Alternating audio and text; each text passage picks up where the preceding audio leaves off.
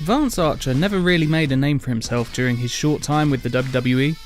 Debuting on the WWE's awful version of ECW, Archer's biggest highlights were gaining a win over Goldust and a short rivalry with Shelton Benjamin.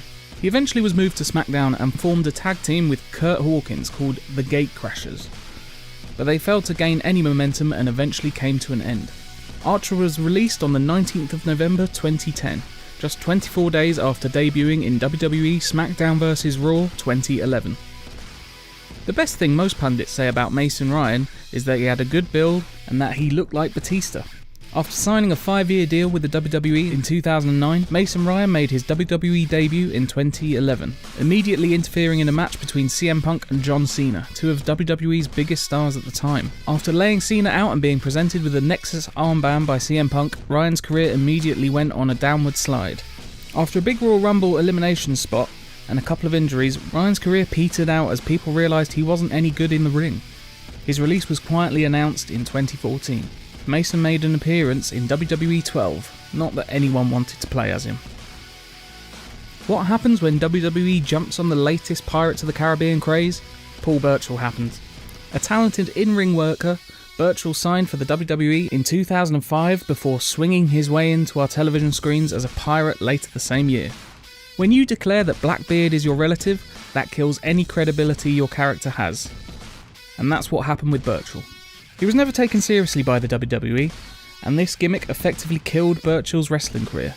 And despite that, he managed to make his way onto SmackDown vs Raw 2007. Whilst HUNICO made his debut on the roster as the imposter Sin Cara, he then switched to the Mexican hoodlum gimmick, naming himself HUNICO. HUNICO was probably best remembered for his entrance, riding down to ringside Undertaker style, but on a low-rider bicycle. Whilst the HUNICO character didn't work out, he is still working with the WWE back under the mask of Sin Cara, so at least it all worked out in the end. ECW legend Sandman was signed to WWE with their version of ECW from 2005 to 2007. Apart from destroying the ECW zombie, the only other highlight of Sandman's WWE career was probably appearing in SmackDown vs Raw 2008. Giving generations of fans a chance to play as the ECW original for years to come. KAITLYN competed in and won the all-female third season of NXT, thus earning a spot on the main roster. She then went on to win the WWE Divas Championship in January 2013, and held the title for 5 months before retiring in January 2014. Whilst actually being in the company for almost 4 years, KAITLYN only ever appeared in one game, WWE 2K14, but she's recently made a comeback in the second Mae Young Classic to great acclaim, so we may still see her in future WWE games. How has Alex Riley only been in one WWE game? His run as the Miz's lackey meant that he played a big part in a lot of the top storylines in the company at that time. Riley never won a title in WWE and shifted to colour commentary in 2013.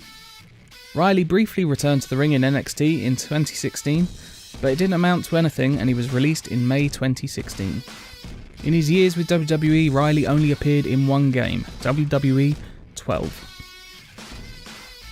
The homicidal, suicidal, genocidal, death-defying maniac Sabu has actually featured in a number of computer games, such as ECW Hardcore Revolution, Legends of Wrestling 2, Backyard Wrestling Don't Try This at Home, Showdown Legends of Wrestling, but only ever one WWE game, WWE Smackdown vs Raw 2008.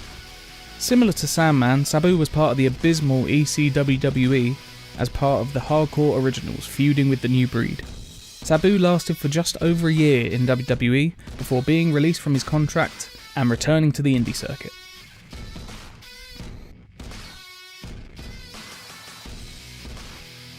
Corey Graves was an NXT Tag Team Champion before his career was tragically cut short.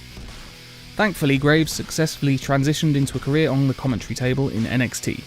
After honing his skills, he successfully moved up to Raw and is now also the colour commentator for SmackDown Live. Graves appeared in WWE 2K15. Whilst Graves has appeared in 2K18 and 19 on commentary, Corey Graves as a playable character was only available in WWE 2K15.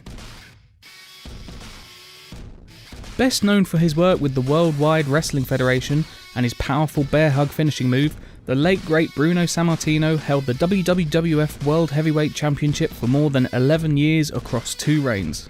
He is widely regarded as one of the greatest professional wrestlers of all time. So it's surprising to see he's only ever featured in one WWE game, WWE 2K14, and even then he was only a downloadable character. In 2013 he finally accepted the offer to join the Hall of Fame, because he was satisfied with the way the company had addressed his concerns about rampant drug use as well as the vulgarity. While sadly he died earlier this year, he will be remembered by generations of pro wrestling fans around the world. So that was our list. Can you think of any wrestlers who only appeared in a WWE game once? Please let us know in the comments, please like, share and subscribe, and we'll see you on the next video. Bye for now.